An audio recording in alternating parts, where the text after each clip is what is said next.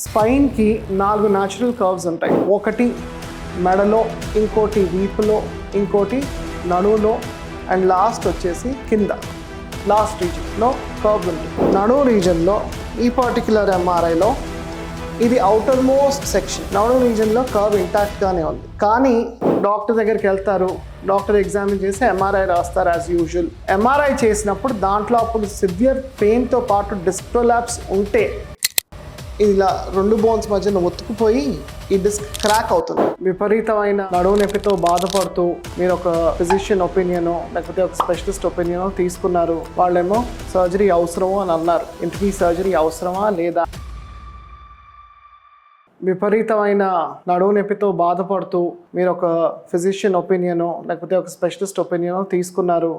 వాళ్ళేమో సర్జరీ అవసరమో అని అన్నారు. ఇంతకీ సర్జరీ అవసరమా లేదా అనేది మీకు తెలియట్లేదు. ఎందుకంటే మీలాంటి వాళ్ళు చాలామంది ఒక డాక్టర్ దగ్గర కాకుండా ఒక 6 డాక్టర్స్ 7 డాక్టర్స్ దగ్గరికి వెళ్ళి ఒపీనియన్ తీసుకుని కన్ఫ్యూజన్లోకి వెళ్ళిపోయి ఏ డెసిషను తీసుకోలేని పరిస్థితి చాలా ఫ్రీక్వెంట్గా నేను చూస్తూ ఉంటాను పేషెంట్స్లో.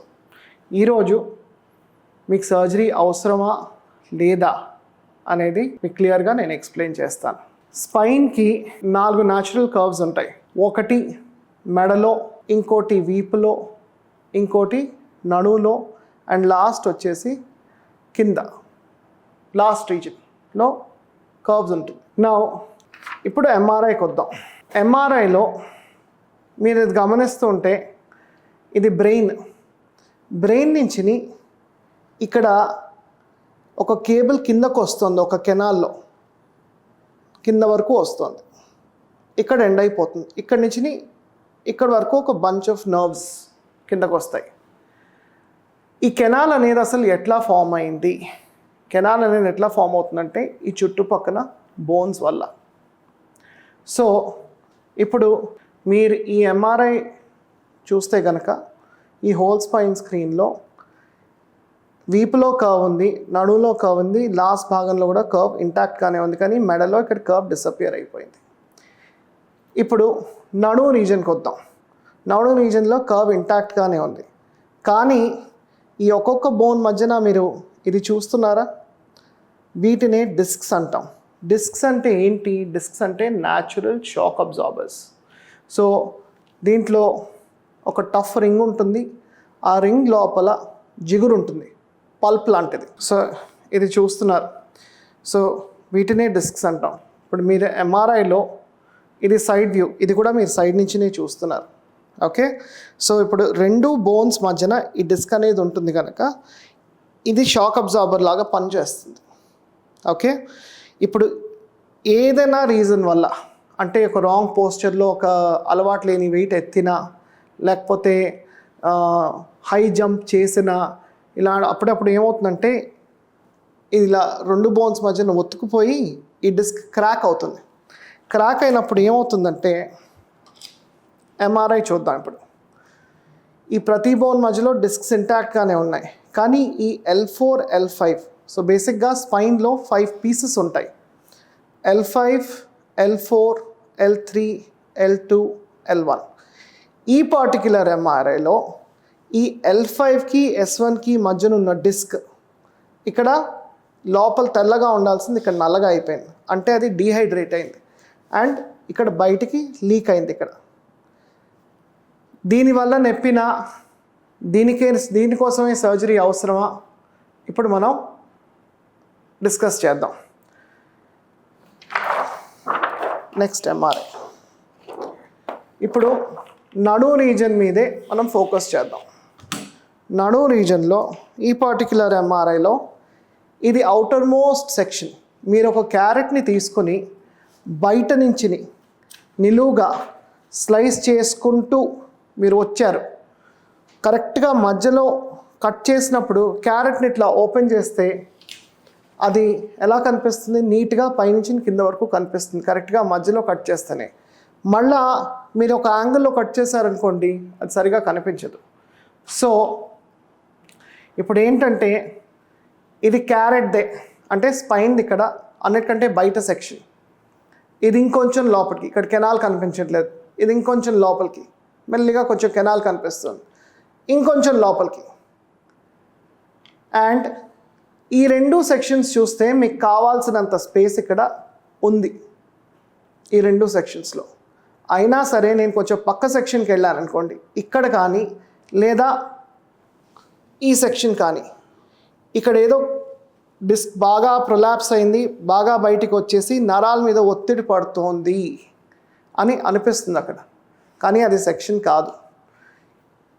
ఈ 2 సెక్షన్స్ చాలా ఇంపార్టెంట్. ఇవే సెంట్రల్ మోస్ట్ సెక్షన్స్. ఈ సెక్షన్స్లో ఇక్కడ కావాల్సినంత స్పేస్ ఉంది. ఇప్పుడు నేను ఈ సెక్షన్ చూపించేసి, లేదండి ఇక్కడ నరాల మీద మీకు ఒత్తిడి పడుతుంది, మీకు పెయిన్ దానివల్లే అని అనొచ్చు. ఎప్పుడైనా గుర్తుపెట్టుకోండి, డిస్క్ ప్రొలాప్స్ ఎంత సివియర్గా ఉన్నా, ఒకవేళ సివియర్గా ఉండి నరాల మీద నిజంగా ఒత్తిడి పడితే పెయిన్ అనేది కంటిన్యూస్గా ఉంటుంది తీవ్రతలో. అంటే ఒకసారి బయటికి వచ్చింది లోపలికి వెళ్ళిపోదు, ఏం చేసినా లోపలికి వెళ్ళదు. సో పెయిన్ కూడా అలాగే కంటిన్యూస్గా ఉంటుంది. కూర్చున్నా ఒకేలా ఉంటుంది, నుంచున్నా ఒకేలా ఉంటుంది, పడుకున్నా ఒకేలా ఉంటుంది, నడిచినా ఒకేలా ఉంటుంది పెయిన్, కంటిన్యూస్ పెయిన్. కానీ చాలామంది ఇలాంటి ఎంఆర్ఐస్తో నా దగ్గరికి వచ్చినప్పుడు వాళ్ళ హిస్టరీ తీసుకుంటూ ఉంటే వాళ్ళు చాలా స్పష్టంగా చెప్తారు, డాక్టర్ గారు మేము ఎక్కువసేపు కూర్చుంటే కాలు లాగేస్తుంది, లేదా ఎక్కువసేపు నుంచుంటే కాలు లాగుతోంది, లేదా నాకు ఉట్టి నడిచినప్పుడే కాలు లాగుతోంది, అదే పడుకుంటే తగ్గుతోంది, లేదా ఎక్కువసేపు నుంచుని కూర్చుంటే తగ్గుతోంది, నాకు క్లియర్ హిస్టరీ ఇస్తారు. అంటే వాళ్ళు ఎక్స్పీరియన్స్ చేసేది కంటిన్యూస్ పెయిన్ కాదు, అది ఇంటర్మిటెంట్ పెయిన్. ఇంటర్మిటెంట్ పెయిన్కి ఇలాంటి డిస్క్ ప్రొలాప్స్కి అసలు ఎటువంటి సంబంధం లేదు. కొన్ని కేసెస్ ఉంటాయి, ఎప్పుడూ నడువు నొప్పి రాలేదు, ఎప్పుడు కాలు లాగలేదు, అలాంటి వాళ్ళు సడన్గా ఏమైనా అలవాటు లేని బరువు ఎత్తి లేకపోతే ఒక రాంగ్ యాంగిల్లో బరువు ఎత్తినప్పుడు విపరీతమైన పెయిన్ వస్తుంది. డాక్టర్ దగ్గరికి వెళ్తారు, డాక్టర్ ఎగ్జామిన్ చేసి ఎంఆర్ఐ రాస్తారు యాజ్ యూజువల్. ఎంఆర్ఐ చేసినప్పుడు దాంట్లో అప్పుడు సివియర్ పెయిన్తో పాటు డిస్క్ ప్రొలాప్స్ ఉంటే దాన్ని అక్యూట్ డిస్క్ ప్రొలాప్స్ అంటారు. అక్యూట్ డిస్క్ ప్రొలాప్స్కి చేసేది ఏమి ఉండదు. అక్యూట్ డిస్క్ ప్రొలాప్స్లో కుదిరినంత వరకు బెడ్ రెస్ట్ ఇస్తాం, ఒక 7 to 10 days. ఆ తర్వాత ఫిజియోథెరపీ అనేది రికమెండ్ చేస్తాం. ఇవన్నీ చాలా వరకు కేసెస్ అన్నీ క్రానిక్ కేసెస్. ఇవన్నీ క్రానిక్ కేసెస్లో ఇంటర్మిటెంట్ పెయిన్ ఉన్నప్పుడు సర్జరీ అసలు అవసరమే లేదు. కొన్ని రెడ్ ఫ్లాగ్ సిమ్టమ్స్ ఉంటాయి, ఆ రెడ్ ఫ్లాగ్ సిమ్టమ్స్ని గమనించాలి మీరు. అంటే ఒకవేళ నొప్పితో పాటు నమ్నెస్ వస్తుంది, నమ్నెస్ కూడా వస్తూ పోతుంది అంటే పర్వాలేదు. కానీ కొన్ని కేసెస్లో అది కంటిన్యూస్ అయిపోతుంది. అంటే నర్వ్ ఇంపల్స్ పాస్ కాకుండా మజిల్స్ కంట్రాక్ట్ అవ్వవు, సో మజిల్స్లో వీక్నెస్ వచ్చేస్తుంది, అది రెడ్ ఫ్లాగ్ సిమ్టమ్. లేదా మోషన్ కంట్రోలో, మూత్రం కంట్రోలో ఉండదు. 4వది జెనైటల్స్ మీద అక్కడ నమ్నెస్ వస్తుంది ఫర్ ద ఫస్ట్ టైం, ఎప్పుడూ లేనిది కంటిన్యూస్ నమ్నెస్ ఉండి లింగం స్తంభించకపోవడం. ఇవన్నీ ఏంటంటే ప్రోగ్రెసింగ్ సిమ్టమ్స్. ఇవన్నీ సివియర్ ప్రొలాప్స్ నుండి ఇలాంటి ప్రోగ్రెసింగ్ సిమ్టమ్స్ ఉంటే డెఫినెట్గా సర్జరీ కేసు అవుతారు. Last but not the least, కాళ్ళు వేళ్ల మీద నుంచోగలుగుతున్నారు, మడాల మీద నుంచోగలుగుతున్నారు సమానంగా అనుకుంటే సర్జరీ కేసు కానే కాదు. ఈ విషయాలు గుర్తుపెట్టుకోండి. ఫస్ట్ ఎంఆర్ఐలో స్పైన్లో నిలువు సెక్షన్స్ చూసాం, లాంగిట్యూడినల్ సెక్షన్స్. ఇప్పుడు ఇది అన్నిటికంటే ఇంపార్టెంట్ సెక్షన్, ట్రాన్స్వర్స్ సెక్షన్ అంటాం. అంటే మనం స్పైన్ని ట్రాన్స్వర్స్గా హారిజాంటల్గా కట్ చేసి మనం స్లైస్ చేసి అనలైజ్ చేస్తున్నాం. ఇప్పుడు మనం డిస్క్ గురించి మాట్లాడుకుందాం. సో ఇందాక నార్మల్ డిస్క్ ఏంటో ఎక్స్ప్లెయిన్ చేస్తాను. సో నార్మల్ డిస్క్లో ఈ టఫ్ రింగ్ ఉంటుంది, ఓకే, దాని లోపల ఉన్న పల్ప్ ఉంటుంది, జెలీ లైక్ మెటీరియల్, ఓకే. ఇది స్పైనల్ కార్డ్. ఇక్కడ స్పేస్ ఉందా లేదా? ఉంది, అది నార్మల్ డిస్క్. ఇంకో నార్మల్ డిస్క్ వద్దాం. ఇది టఫ్ రింగ్, ఇది లోపల ఉన్న పల్ప్, ఇది స్పైనల్ కార్డు. ఇక్కడ స్పేస్ ఉందా లేదా? ఉంది. ఇంకొంచెం కిందకు వద్దాం, సే L4 L5 లెవెల్కి వద్దాం. L4 L5 లెవెల్లో డిస్క్ కొంచెం ఇక్కడ నల్లపడింది, మీరు గమనిస్తే. మిగతా డిస్క్స్ అన్నీ ఇంటాక్ట్గానే ఉన్నాయి. ఇక్కడ ఈ డిస్క్ అనేది ఇట్లా చూస్తున్నారు. సో ఇట్లా ప్రెషర్ పడినప్పుడు ఏమవుతుంది, ఇప్పుడు క్రీమ్ బిస్కెట్ ఉంటుంది. క్రీమ్ బిస్కెట్లో మీరు బిస్కెట్ని ఇలా గట్టిగా ఒత్తారనుకోండి, ఆ క్రీమ్ బయటికి రాదా? ఒక బర్గర్ని 2 బన్స్ మధ్యన ఉన్న ఫిల్లింగ్ని గట్టిగా మనం బర్గర్ని పైనుంచి కిందకు ఒత్తితే అది స్ప్రెడ్ అవుదా? సేమ్ థింగ్ అలాగే డిస్క్ కూడా స్ప్రెడ్ అవుతుంది.